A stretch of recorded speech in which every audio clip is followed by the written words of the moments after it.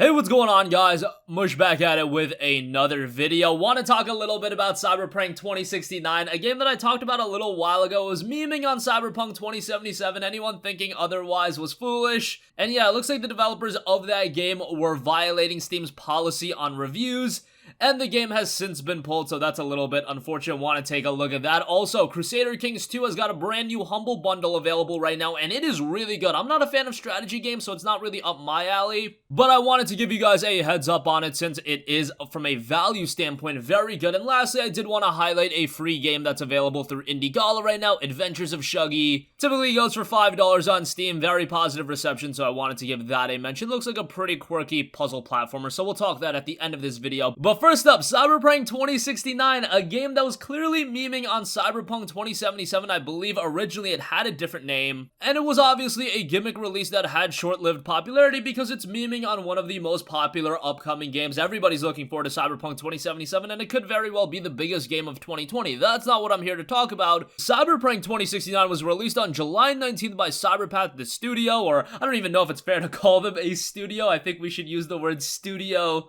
a little bit more sparingly when it comes to situations like this, but nonetheless, the studio Cyberpunk 2069 capitalized early on the news of Cyberpunk 2077's 2020 release, and the game's Steam description for a little while read this: the protagonist is a cyber cop. His task is to find the escaped android. You have to use all your detective skills to detect the android, interrogate all suspects, provoke them. Anyone who remains in this cyber ghetto can be an android. Hard-boiled detective story will impress all fans of science fiction. And then it shipped as a true simulation of life in the world of the future and was self-described as complete idiocy. And since the release of Cyberpunk 2069, it was on the store for around 5 to 6 days, and it's recently been pulled. According to a report from PC Gamer, Cyberpunk 2069's Steam description was changed multiple times before its removal. And here's where the issue came. They changed the description of the game to this, and this is completely against Steam's terms of service and their policy on reviews. Quote, thanks to everyone who bought this joke of a game before July 22nd, 2019. And I believe they altered the description to that prior to July 22nd, so don't quote me on that. Each of you will receive your copy of Cyberpunk 2077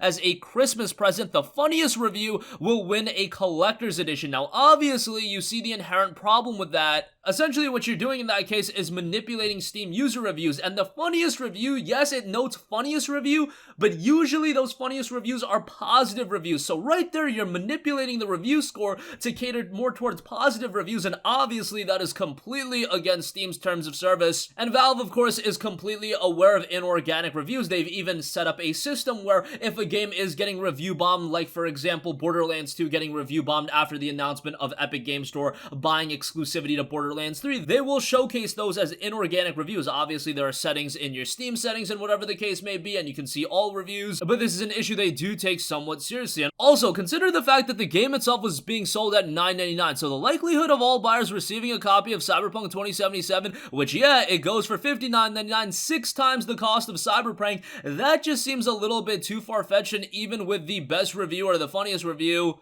getting a collector's edition, I believe the collector's edition is really expensive. They got the top edition, which is like $200 or whatever. So all of that came together, and it just begs the question, how does it even get this far? How does a game like this that alters its description multiple times, that does stuff like this, how does it even remain on Steam for this period of time? How does it even get on Steam in the first place? I know that they aren't infringing any copyright or whatever, but there should be a certain level of quality control, and I believe for a little bit, Cyberpunk was even being promoted on the Steam front page. That's probably something where it's not Steam themselves deliberately doing it, it's probably some sort of algorithm or whatever. But nonetheless, you get the idea. You don't want a game like this that's literally violating your own terms of service to be promoted towards anyone and then only to have that game pulled. It's just something I wanted to cover because I did highlight this game ahead of its release and I thought it was pretty funny, but at the same time I thought, how does a game like this even end up on Steam? And some of you guys fought back saying, this isn't infringing any copyright, it's totally fine.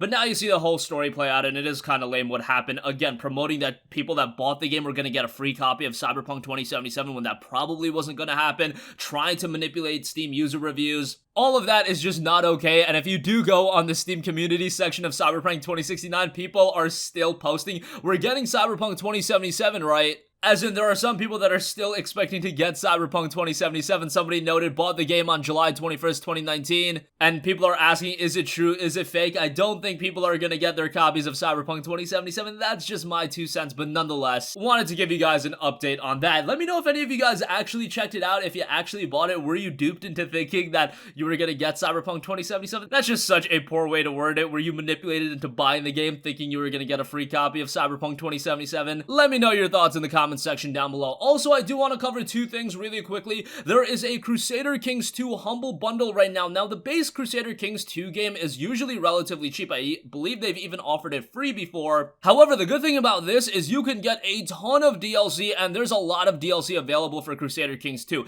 If you get the base $1 pack, that'll include the base game, Crusader Kings 2, The Old Gods, The Republic, Sunset Invasion, Legacy of Rome, and Sword of Islam. Beat the average of $10.15, and it's so high because the majority of people are just going to that $15 threshold.